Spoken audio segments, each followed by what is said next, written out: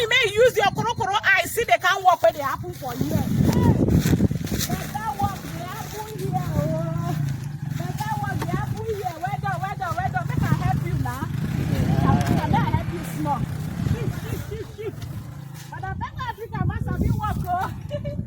Yes, That's so.